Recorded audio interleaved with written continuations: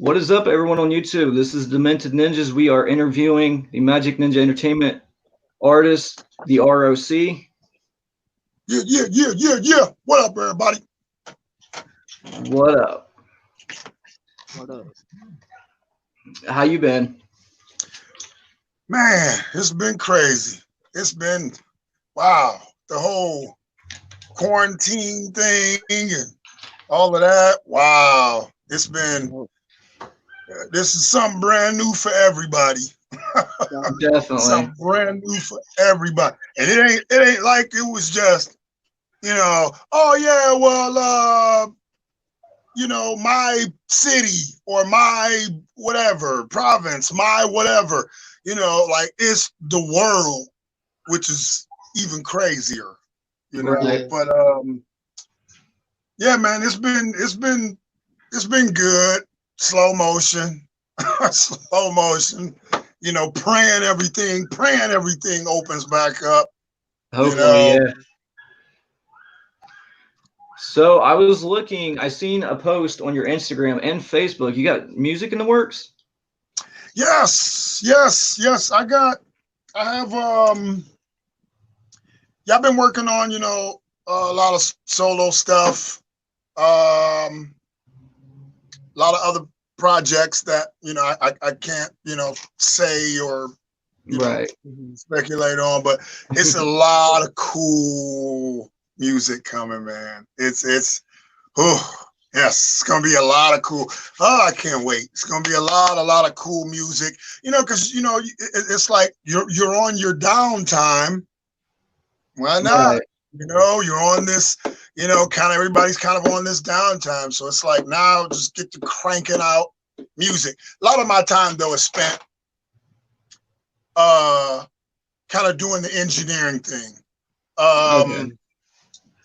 Which is crazy because I've been doing this over 30 years, but I've never really truly got into the engineering part of the studio, meaning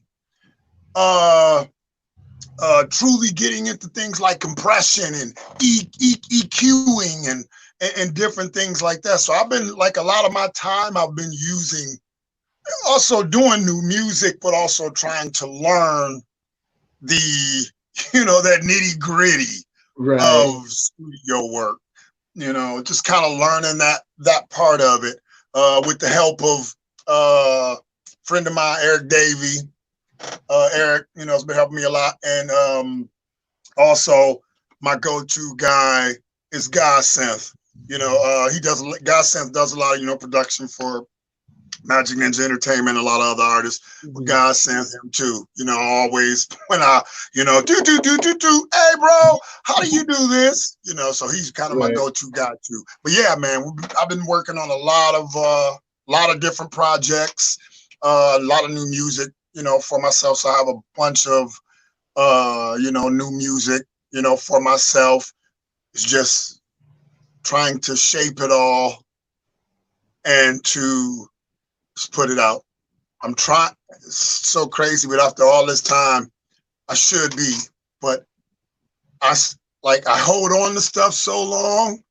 I'm like, you know what? Nope, I ain't even gonna put that out because just in your head, you're like, nope, it's not good. No, this, no, that.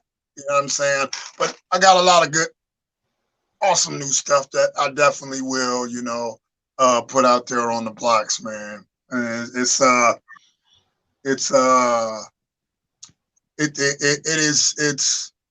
don't know, it's always different for me. My music depends on my mood, I don't stick to doing hip hop or doing wicked shit or which is kind of wherever my mood kind of takes me. It's kind of what I do, it's kind of along those lines. All right. For those that don't know who you are, what does R.O.C stand for? R.O.C stands for Raps on Contact. I've had that name probably about 30 years, long time, but it stands for Raps on Contact. And I do have t-shirts. you gotta go grab the t-shirt. And it says the Rap Song Contact. The t-shirts are dope, made by Insane E. But I do have t-shirts that say the Rap Song Contact. But that's what it stands for. R.O.C. Rap Song Contact. And I hail from, for those who don't know, Detroit. You know, that's my home, Detroit, Michigan. So for those that don't know, hail from Detroit, Michigan. You know, my come up was with the rap group House of Crazies, in case people don't know that either. And House of Crazies, of course, is myself and Twisted. Before Twisted was Twisted, and before shit, ICP was ICP, and Eshawn, we go way back. Way back. The inception of things is when I was around. So I'm old school. I'm one of the old heads, as cats call it. I'm an old ninja, old school ninja. Oh yeah. Hell yeah. Yeah, huh? I just did hell yeah. Oh, yeah, I remember you did a music video. This is when I first discovered who you was as an artist. It was a music video. I can't remember the name of it. I think it's called it's with Blaze. Yo, Connect. Okay. It'll connect. Yeah. Yeah. It'll connect. Yep. We shot the video. Yep. It'll connect. And it was so dope because we shot that video. It was actually at Psychopathic's warehouse is where we shot that video. And like, you know, I don't know if you remember, people remember the video. If y'all didn't see it, you know, you can go check it out. Blaze You Dead Homies track Ill Connect that I featured on. You know, it had the jail cell, had a little jail cell and stuff like that. And they built like all that shit like right there. You know, like they built the jail cell and everything like that. It was so dope, you know, doing that. And it's crazy because that was like a lot of people's first introduction to me.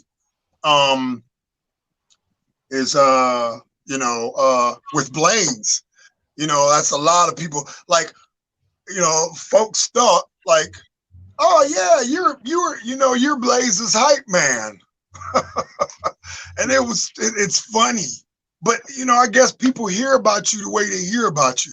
But like, you know, in your own brain, you're like, Blaze's hype man. I'm the one that was recording Blaze before Blaze was recording Blaze, you know, and you're thinking in your head, you're like, hype man, new? I'm not new. I've been around forever. But again, you got to understand, people don't know that, you know, they see you when they see you, you know, they don't know that, oh man, this dude's been putting in work for over 30 years. He's been out, you know, but they're just now finding out about you. So people kind of find out about you where they find out about you. And it's kind of funny. It's funny to me, you know, just kind of how people remember you, or how people, you know, capture that image of you, you know. But yeah, that was and I think, if I'm not mistaken, that was my first, video. I think that was my first visual. I don't know. I think it was my first visual, you know, doing that video, I think with Blaze. I think that was my first time, man, doing video. Yeah, it's crazy. Hell yeah. Someone was in the chat. They wanted to know if there's anything new with House of Crazies. Not right this second. No, it's just been, like I say, working on solo, other projects, things like that. Nothing on the HOK front yet. Hopefully, you know, we can get into some of that stuff. You know, I'm sure the guys are busy working on probably, you know, another Twisted album and whatever else they got up under their sleeves. You know, I'm sure, you know, they busy working on a lot of stuff. And me, I've been, like I say, kind of honed in down in the studio down here, just kind of, you know, pounding away at learning the ropes, pounding away at, you know, doing some solo music myself. So, yeah. Hell yeah. Um, One of the questions, because I went through some questions the other day. One of them would really like to know, like one of your crazy tour experiences that you've had. Um, hmm, I would say one of the most craziest tour experiences I've probably ever had. I don't know where we were. I want to say maybe Texas. No, I don't know if it was there. Anyway, we're all sitting on the bus and we look, sitting on the bus, and we're looking out the window because people are kind of like a little outside the bus. We hear commotion. People are outside the bus and they're kind of fighting. We hear commotion out there. Like, what the fuck is going on? So I'm looking out the window and I see this kid just bam and haul off on this girl. Oh So shit! me, the type of guy that I am, I jump up and whoop, and I run out the door to go confront him. The fuck you hit her for? This, that. So then me and that kid ended up getting into it. Bam, bam, bam. And then here comes, here comes Monoxide. Here comes Madrox. Ricker. Everybody else is coming off the bus. Boom, boom, boom, boom. And everybody's, bam, bam, bam. And beating this kid up because he just kind of hauled off on this chick, dude. It was the craziest thing. And before that, I don't even remember the last time I was even in the fight. It was so crazy. It was just like after it was all done, like my knees and shit were all scraped up and everything, like my elbows, because I was kind of down. He got on top of me and had me down, and then Monoxide comes over and boop, and then kicked him off the top of me. It was the most craziest thing. And after everything was done, I remember sitting on the bus, knees scraped up, elbows scraped up. It's like, what in the fuck? What was I doing? Like, I'm too old to be fighting. What was I doing? It was the most craziest thing ever. Every time, like, you shower, a little water gets on them little cuts and shit and gets to stinging, you just shake your head like, what the hell was I doing? Why was I out there fighting? Crazy, dude.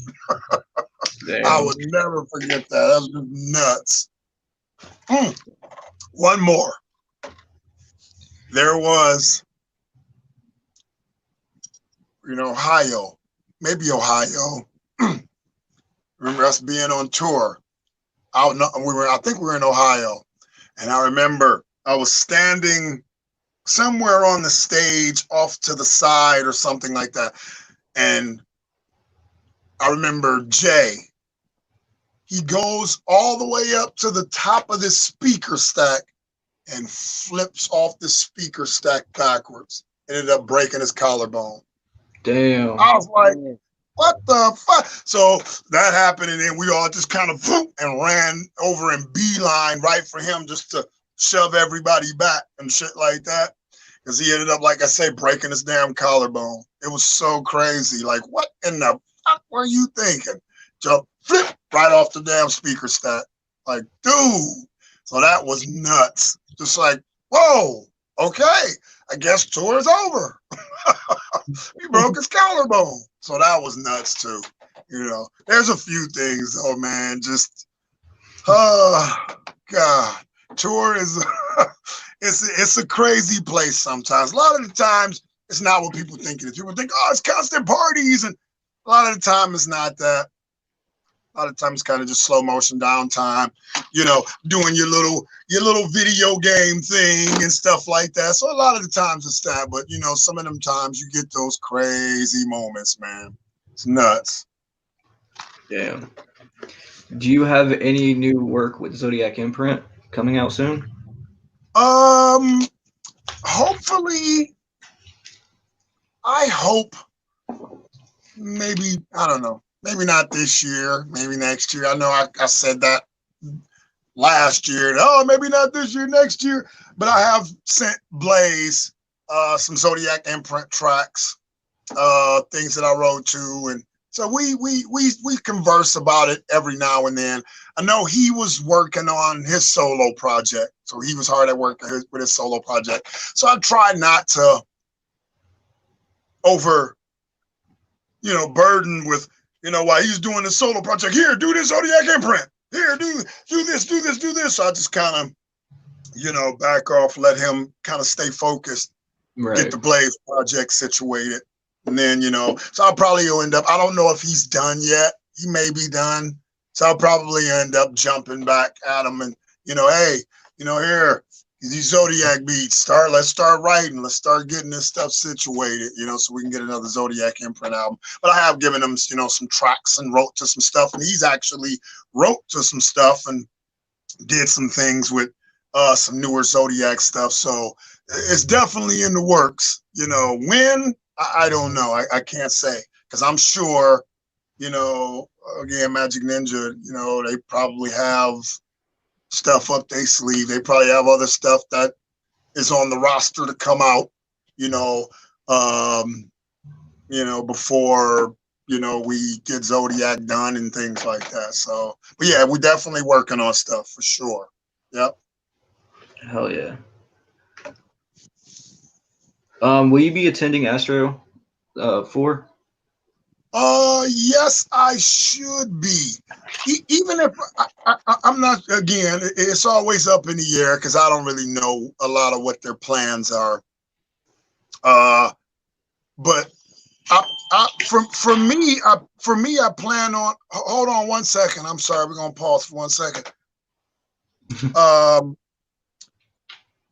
1 second.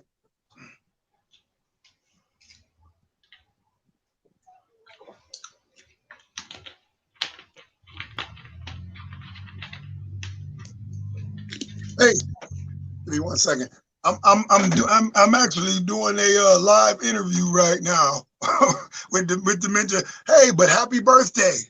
But I'll call you back. Yes. All right. Bye. This crazy person I was just talking about was calling me. It was George. That was just him. I told him I'd call him back. But today's his birthday. Happy birthday, George. Happy birthday, Jorge. Hey, happy birthday. But so yeah. It depends on what George Twisted, what the guys have going on as far as Astro 4. Again, I don't know a lot of their plans.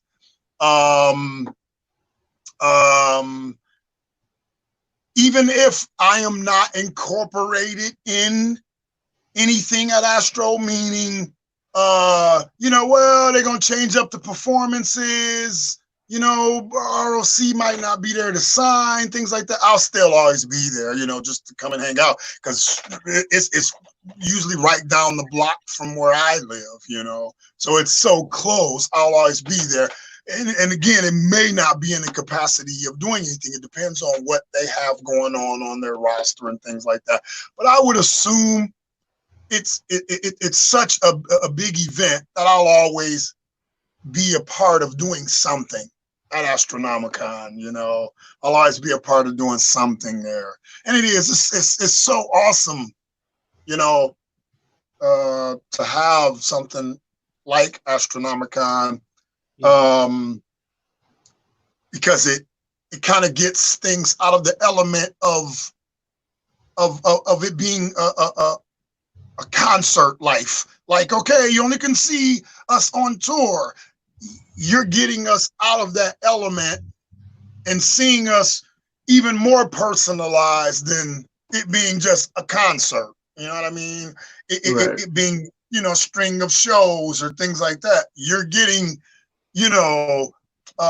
just, video gaming, cosplay, and all that. And there's people with kids there, and people, so many people that are there that aren't even connected to our culture, and it's so dope to have that, because these people, like, that aren't even connected to the culture, they're like, so what is it that you guys actually do? They don't even know. They don't even know. It's just cool just to have that whole different element, to things. It's so dope just to have that. Really, really cool, man. But yeah, I should always have likelihood, you know, be a part of Astro for sure, you know. Hell yeah. You got any questions, Alan? Yeah, I want to know what's your favorite gathering moment? Oh, wow. My favorite gathering moment, I would say, was it me and I think I was going on with Blaze. Yes, it was me and Blaze. Yes, me and Blaze. We were about to go on, or did we just go on? Either about to go on or we're about to hit the stage. I think, and I got to talk to Charlie Sheen for a minute. Shit. I don't know if it was before we went on or after. I don't quite remember. I remember talking to Charlie Sheen because I had the microphone actually, and I think I gave him the microphone. I did. I gave him the microphone, and I was like, "This is the one," because I had it, and then he was coming on, either coming off, and I think I took it from him or either gave it to him. But that was kind of one of my favorite moments. I was like, "Oh, damn, that's Charlie Sheen. This is cool as hell." Like I'm backstage. That's Charlie Sheen. That was fun. Probably another one that wasn't.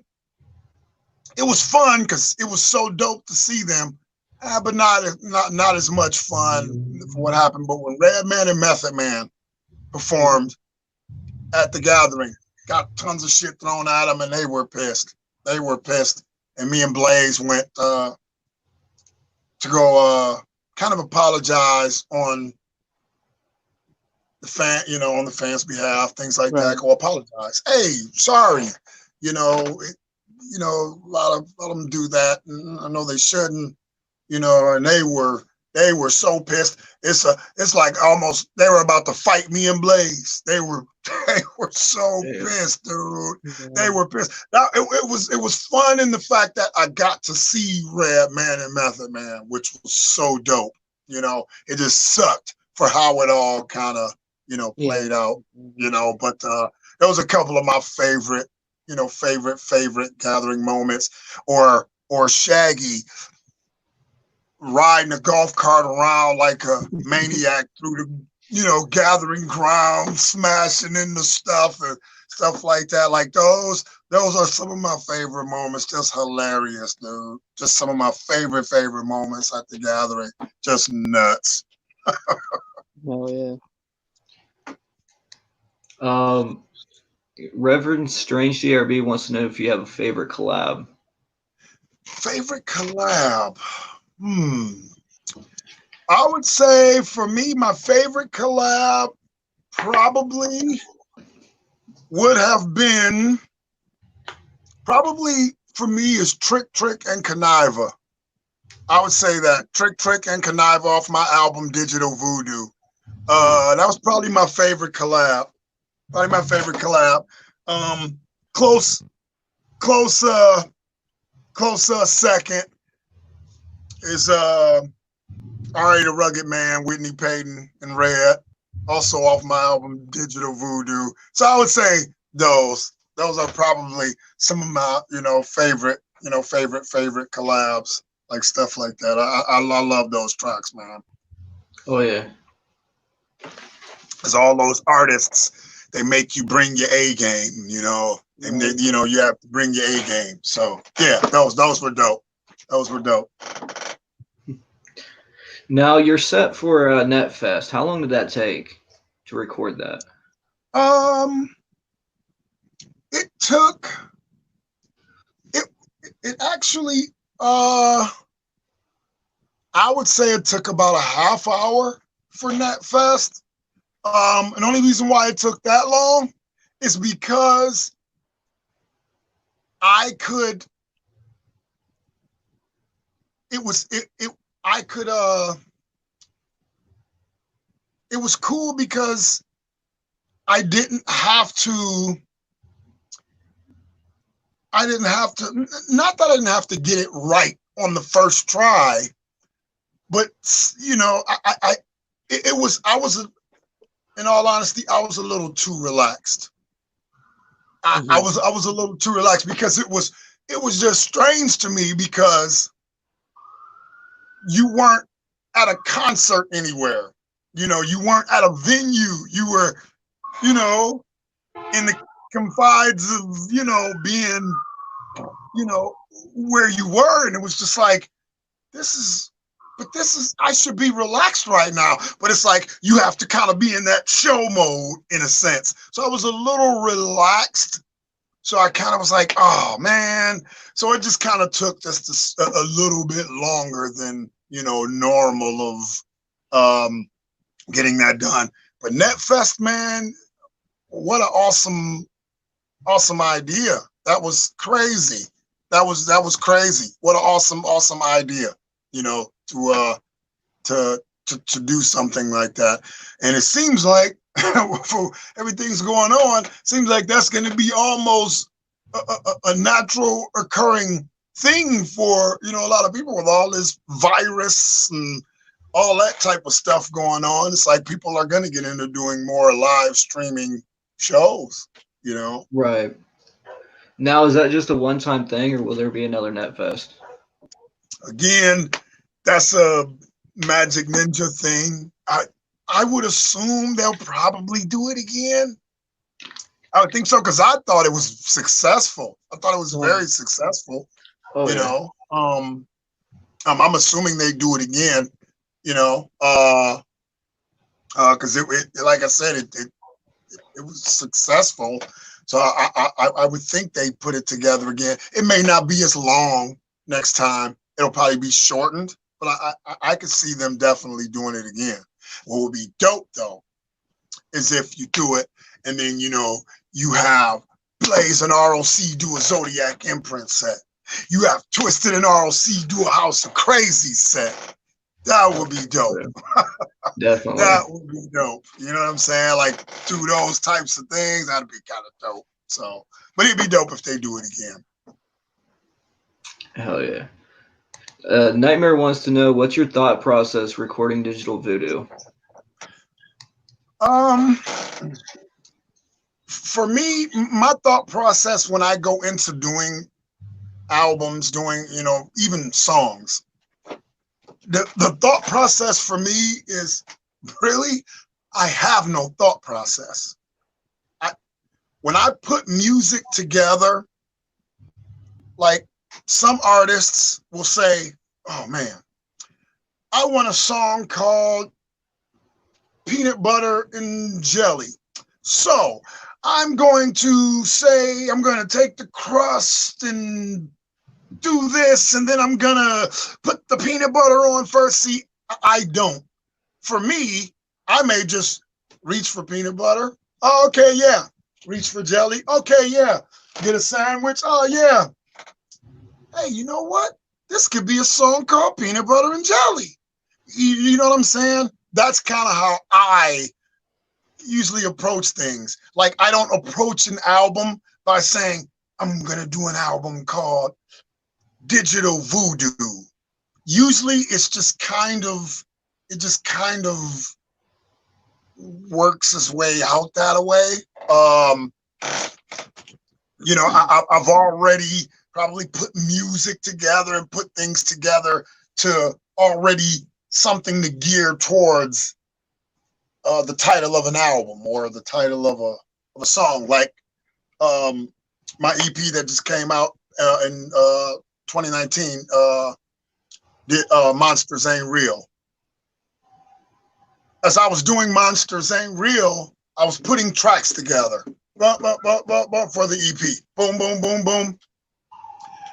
Listen to it as a collective body, and then it ended up like, it's kind of like monsters. It's kind of like I'm talking about like monsters, and it's monsters ain't real. And that was it. It was like that was the title. It just kind of comes out.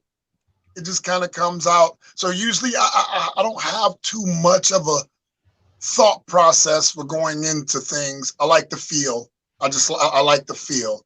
You know, if it feels like this, let it gear towards that away. If it feels like that, let it gear towards that away.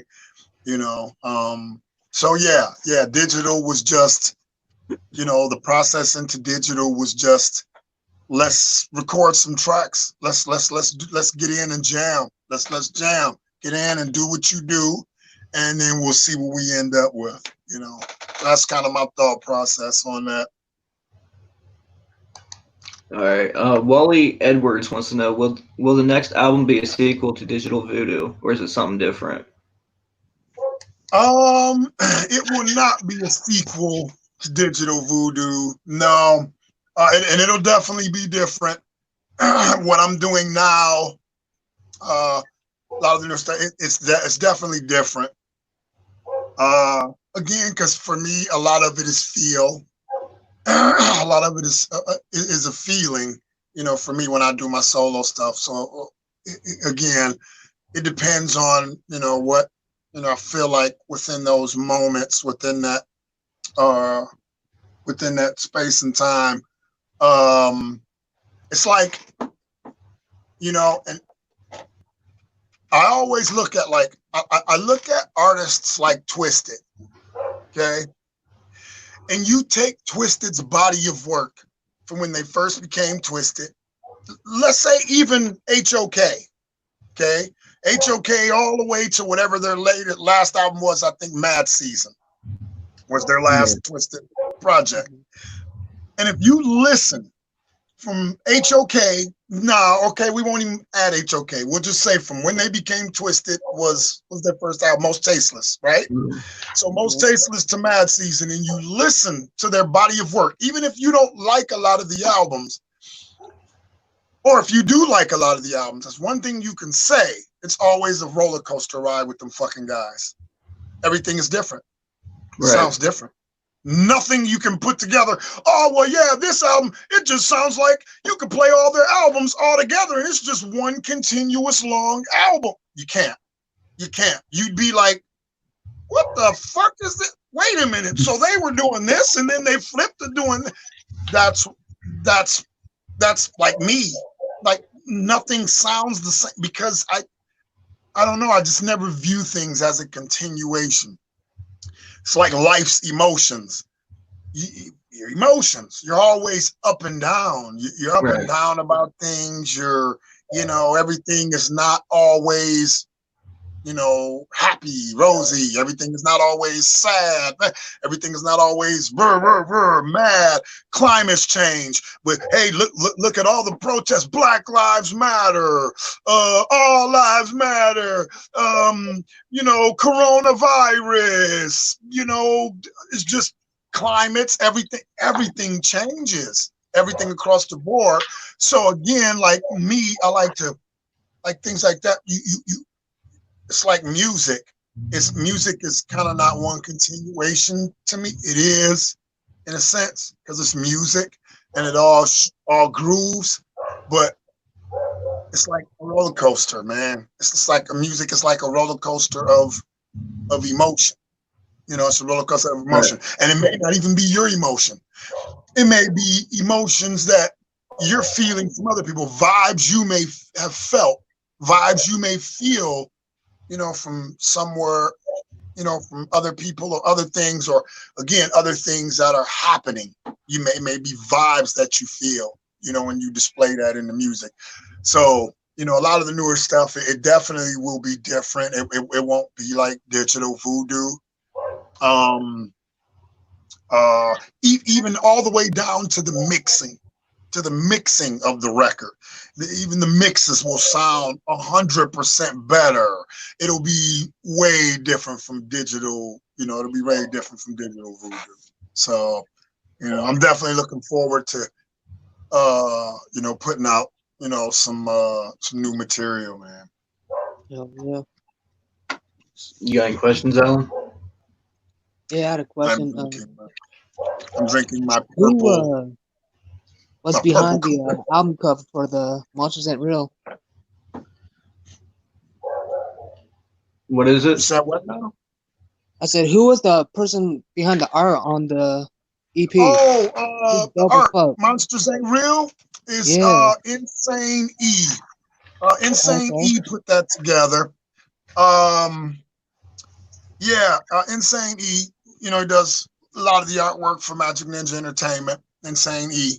Um, I had a concept, and I remember, like, I don't have it any. I'm sure I got it somewhere, but I remember I like wrote out, you know, monsters ain't real, kind of, and I was telling E, I said, you know, and I want it to look like almost like a kid wrote it, like a kid, you know, because I wanted it to be almost of the mind of a child, like the mind monsters ain't real, the mind of a Right. child. So I kind of wanted it kind of like that. And I kind of, you know, sketched out, you know, monsters ain't real and stuff like that. And, you know, he kind of took what I did and just crumpled it up and threw that shit away. Like, yeah, no, get out of the way, R.O.C. Watch out. Let me do this. I got this. So he just took it and just a whole nother universe with it, you know, and then he came with the monster, you know, with the little monster dude. And I was like, wow, wow. I was like, what the, wow. I was like, dude, that is nuts. I was like, that's nuts. I love it. Because again, to me, it looked like something, if a kid was sitting there and he's drawing, and he's just drawing, and he's putting together his pic, and, you know, and he's seeing something out of his head, and he's trying to visualize it. He's trying to make you visualize it. And then he just shows you monsters, the monster on the cover, monsters ain't real. That's kind of when I saw that, I was like, yeah, dude, that's it. It's like, that's it. And then Bones, Axe Murder Boys, Bones. He did this little, Bones did this, this promo thing for it. And I remember it was like, it went into like, it was in my story, my Instagram, Facebook story. And it was this little promo thing for it. And the way he kind of did it, it made it look like the monster was kind of moving.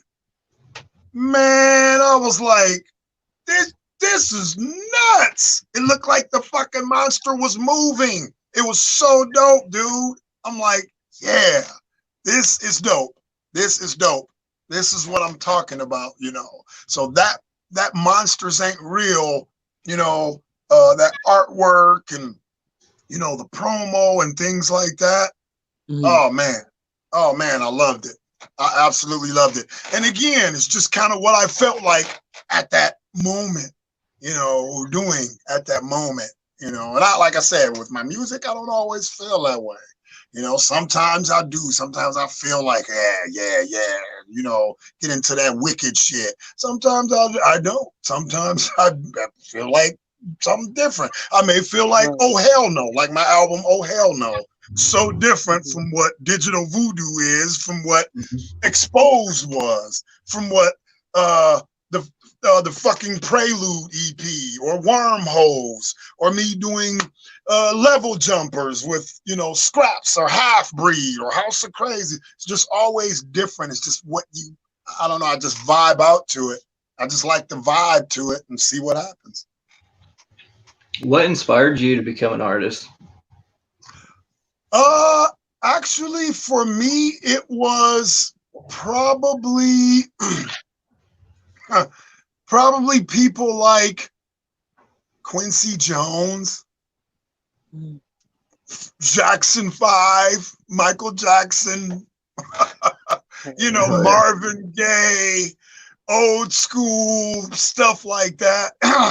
Because when initially for me, I wanted to be a producer. You know, I wanted to be a producer, which that's what I do. I like to put together music. I like to produce music.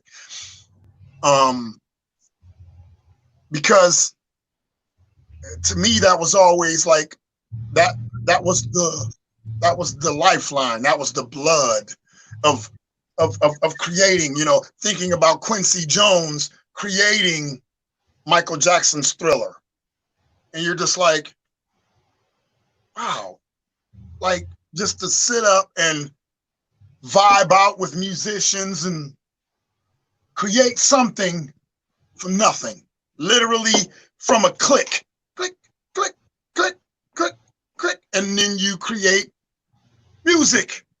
So for Yeah. me, I always feel like I'm a producer first, and then an artist, you know, a second, you know, because I just again that just the production aspect of it. Probably being an artist, uh, probably like Michael Jackson, things like that, and it was just like I want to be just like that. I want to be huge, and then I want to, you know, I want to do this and do this, and then, you know, of course, you know, the whole rap thing. You know, you're talking, you know, LL Cool J, Eric B and Rakim, um, Fat Boys, MC Light, different artists like that, hip hop artists. You know, they inspire. You know, Kumo D, things like that. So they inspired me to. I like to rap too. You know, I want to rap. So that's what kind of, you know, get that, you know, rap thing in me there. But initially, it was always just production, man. I love production. I love being in the studio, and a lot of people hate it. A lot of people hate the studio because it's so such a tedious thing.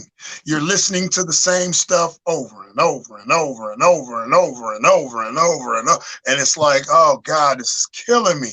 You know, but for me, I love it. I'm a studio guy. I like being in the studio.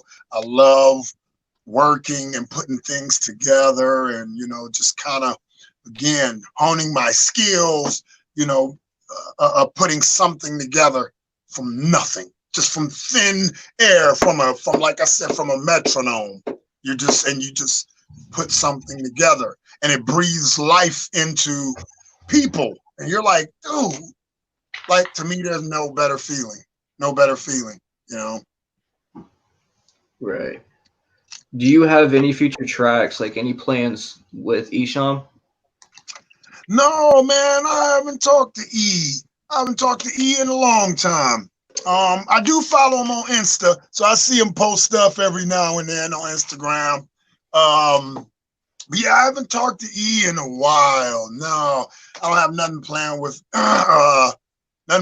E.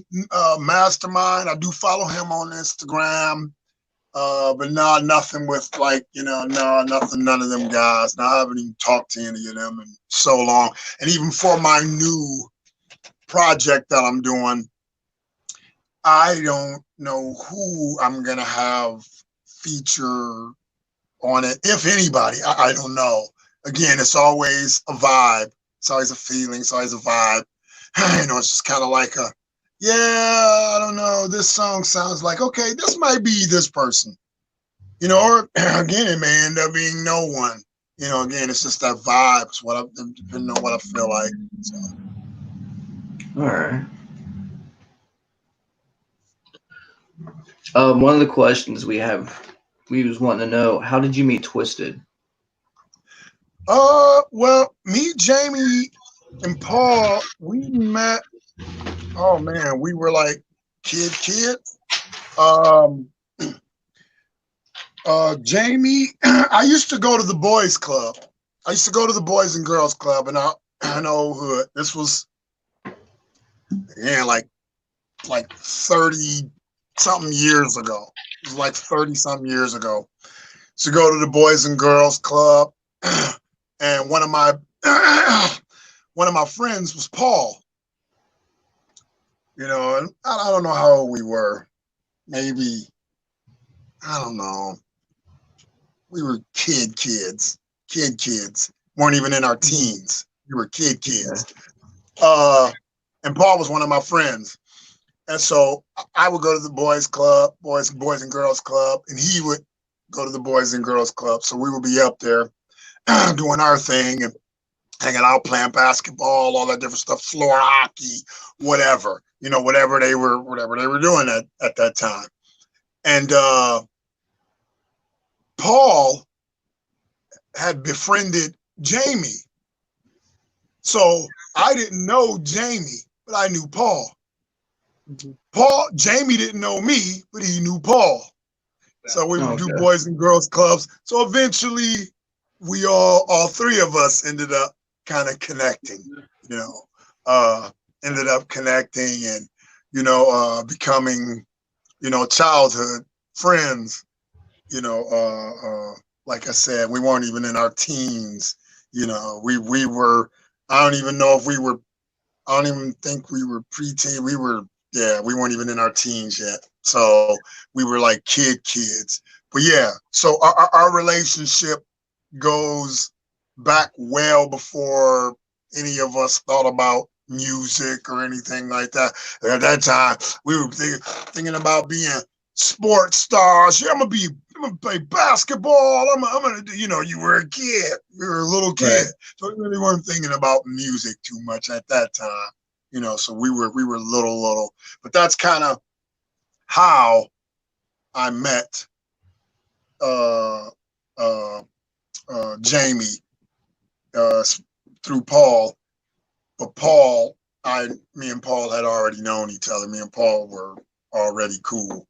We were already friends and stuff like that. So then, like I said, and eventually meeting Jamie, and yeah, we just hit it off. All of the three of us just hit it off. Always hanging out with each other, the three of us, So yeah, man. Yeah, good times. And it's rare because a lot of people nowadays, they don't have 30-year friends, friends that they don't known for since, child, right, to adult. A lot of people don't. Things are a little different for a lot of folks nowadays. So a lot of folks don't have that. And it's nice to have that, people that you've known for forever. We don't, of course, hang out like that anymore. Everybody's married and kids and stuff like that. So, it's now like, hey, why don't you come and spend the night and then we can watch movies? And, of course, we don't do that no more. Again, we got wives, kids, and lives and all of that good stuff. But yeah, it was real cool. Even when we split, me and Twisted, and we split from each other, and they did their thing with Psychopathic, and I was doing my thing with Half-Breed, me and Scraps. And once we got back together, you would most would assume, man, well, you guys weren't talking for some years. Yeah, probably about 5-6 years. You would think, most people would think, was it awkward when you guys, but it's so no. It's like, I remember when I first went up to the warehouse, it was like I never even left. It's like things just picked right back up. That's how you kind of know. You're like, yeah, man, when you click with somebody like that, and that's kind of how it was for us. It was just like, it just kind of picked right back up. It just kind of picked right back up. Sense of humors, just all kinds, it just clicked. Everything was just right back. Like, oh yeah, it's like I never even left. Like we never even were, So, that's how you kind of know you got a vibe with somebody, Right. Cool Shit Juggalo wants to know, what's your favorite thing to do when you're not recording music or writing? I like to play a video game. I'm late on it, but I've been playing Batman lately. Xbox One. I have I just started playing it about a month or so ago, maybe a little more than a month ago. I got they had like a 3-pack or something for $60. You can buy like all 3 Batman games. Arkham Knight, something else, Arkham Return to Arkham, or some Arkham City. But I've been playing those. So I like to play my video games when I'm not, recording music and things like that. Also, I like to. I'm a show watcher. Meaning, like, I watch all them dumbass shows like Batwoman, Supergirl, Arrow, Flash. Like, I watch all that stuff. Like, even a show called like The Blacklist. I love The Blacklist. Show called Blind Spot. It was a show that used to come on. It's off now. It's called The Magicians. I used to watch that. I watch Lucifer on Netflix. Like, I love watching shows. I love just immersing myself in those worlds and just zone into what's going on and immerse myself into those worlds. So usually when I'm not recording, I just kind of like to just do that. Of course, hang out with my wife and kids and things like that. That as well. But that's usually my go-to. My go-to is usually immerse myself in watching some type of TV show or in the video game. Just, immerse myself into doing that. Just kind of take my mind away. Even in the recording studio, I'm in my recording studio now. When I take I take breaks a little more. I do that because it helps me it helps me reset. Before, I would just go hours. It's kind of not good to do that. For some, they can do that. A lot of people, it's not good to do that because you burn out your ears, things like that, and you're listening to the same thing. You think you're hearing something. You may walk away and come back, and you're like, what the? That's nothing what I thought I was hearing an hour ago, So I like to walk away from things now a little bit. So I'll play a video game or watch maybe 30 minutes of my show just to get away from the music. Shut it down for a second, then come back to it. Because it helps me resync myself with what's going on with the track. So I might have to change a kick drum, or I might have to change a snare, or whatever I may have to do. So usually, when I'm even doing music, and then when I'm not doing music, I just like to, like I say, vibe out with shows or video games. Hell yeah. You have anything you want to ask, Alan? Yeah, is there any like new up and coming artists you'd like to collab with?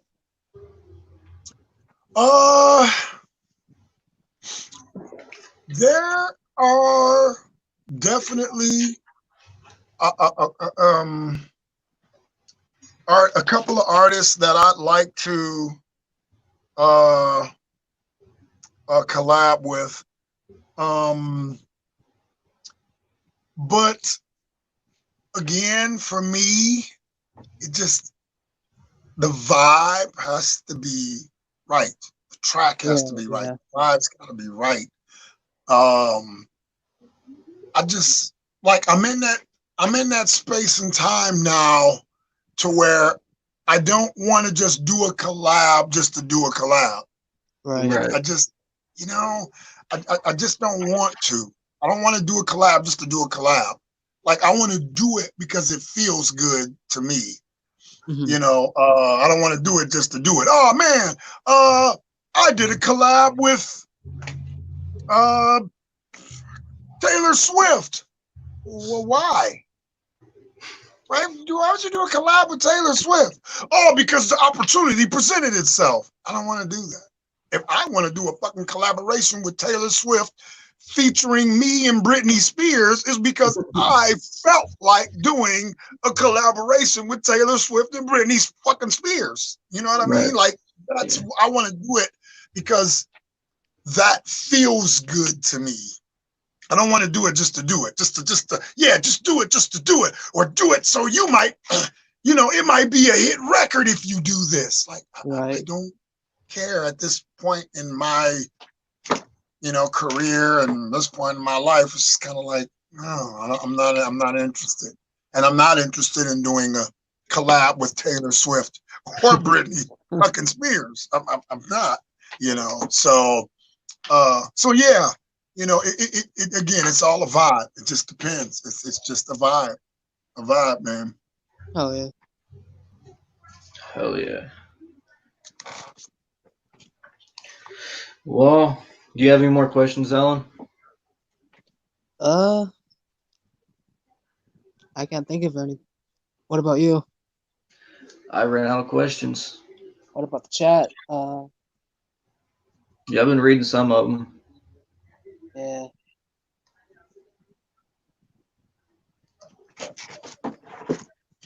Let's see. Yeah, anything else?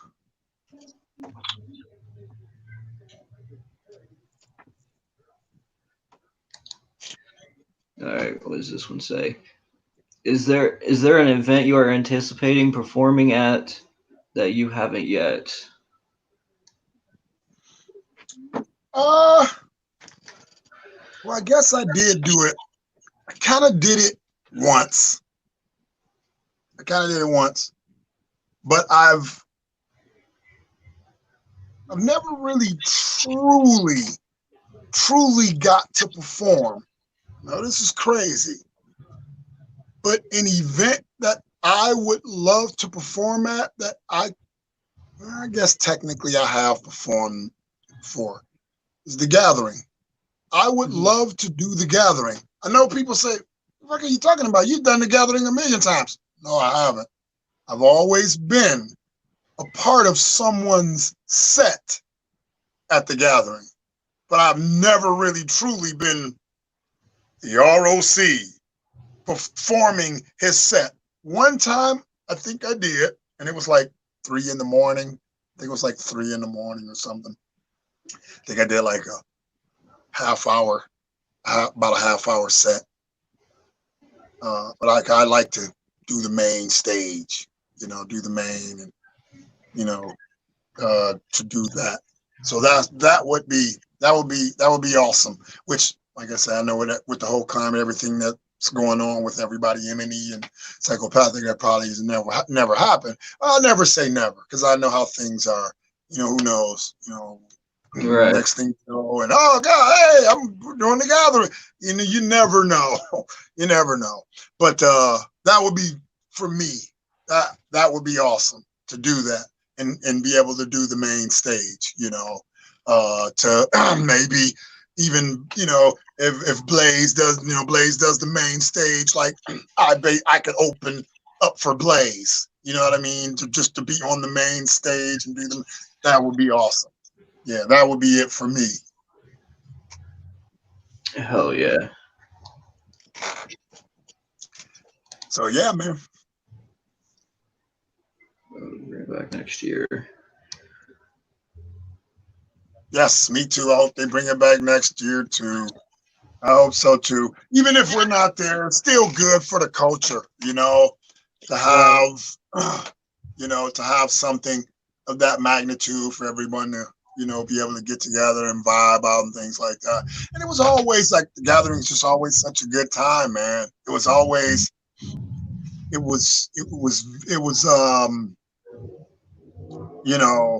like people say, family. It was always just good because when you get there and everything, and I'm sure it was as anywhere. Of course, you're gonna have some trouble or your little fights and things like that, but you really didn't have a lot of that. It was just more people just vibing. Everybody's just vibing,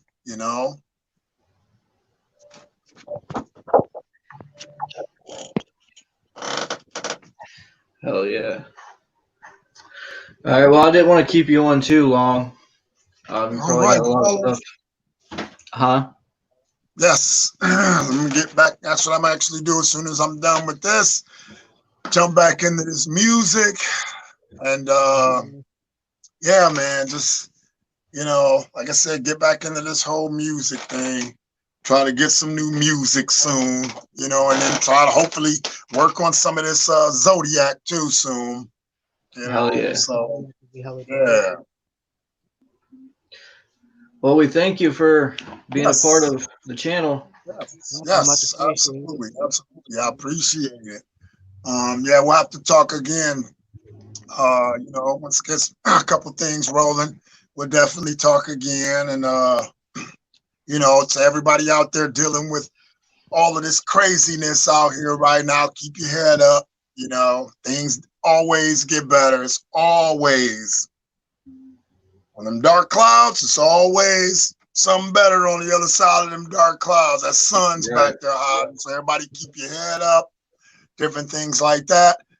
And one thing I like to tell everybody before I go, and I truly mean it, is be good to one another.